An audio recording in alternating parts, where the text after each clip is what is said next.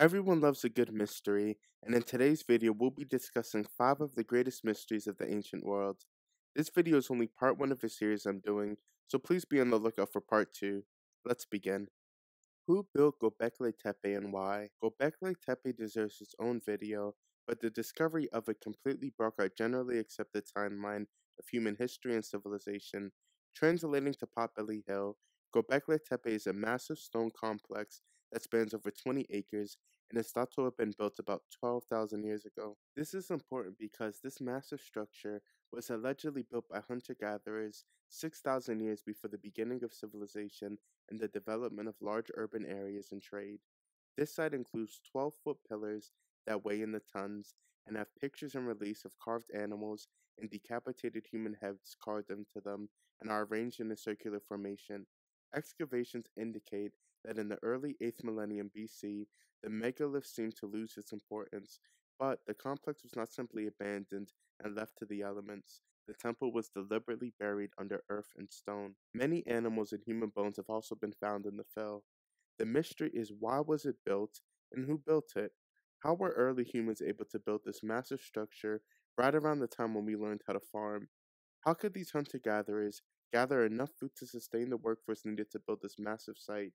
These are questions we may unfortunately never know the answer to.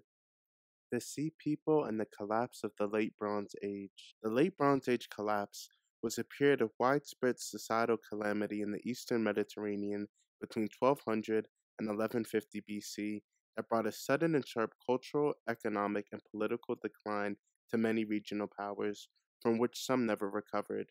The Mycenaeans, Hittites, and several cities in the Levant and eastern Mediterranean completely disappeared, while Egypt was sent into decline and the Assyrians had to retreat further inland. Mixed in with all this was invasions and raids by fierce warriors known as the Sea People.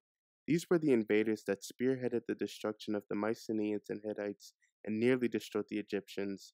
Going by records, the Egyptians knew who these warriors were, but in the modern day we do not know who they were or where they came from, and what happened to them after they were defeated by the Egyptians at the Battle of the Delta. The societal collapse theory says that it was a combination of disruption in trade routes, earthquakes, droughts, famine, civil unrest, and foreign invasions that led to the epic collapse.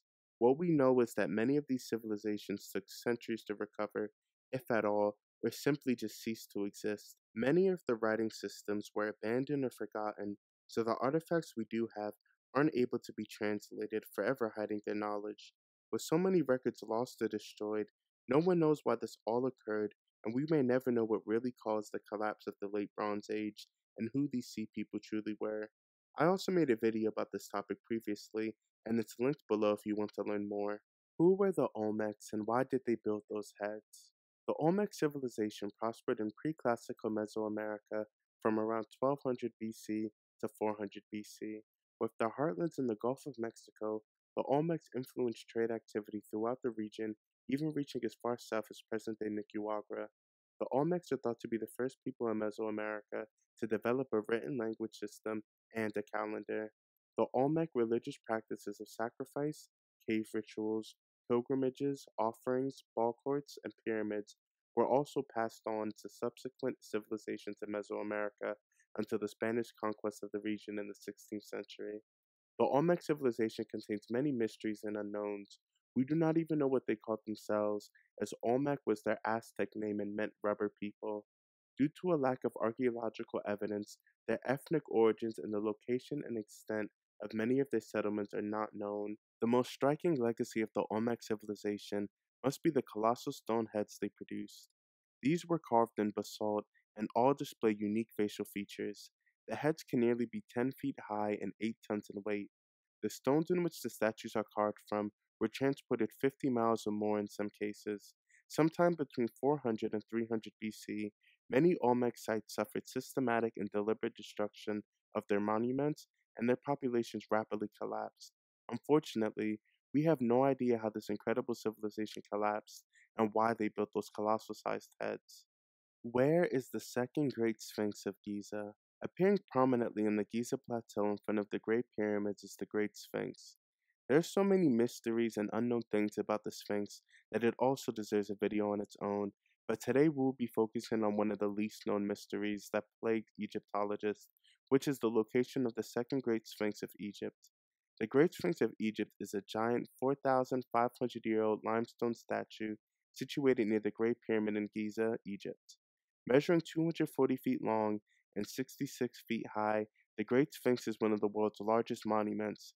It would be hard to imagine that there could be a second statue of that magnitude missing in a place as widely excavated as the Giza Plateau. But if we were to follow the standards of Egyptian architecture, there would have been two great sphinxes. Duality was a prominent feature in Egyptian architecture, and throughout Egypt, sphinxes always come in pairs. It would be extremely unlikely for the ancient Egyptians to break from this doctrine. So this brings up the question, what happened to the Second Great Sphinx? Collapse of Tikal. Tikal is home to the ruins of a powerful Mayan city that flourished from around 300 AD to 800 AD. Originally called Yaxmutal, the city is nestled in the depths of the Guatemalan rainforest and was once home to more than 60,000 people and covered an area of at least 47 square miles, making it one of the largest pre-Columbian cities in the Americas.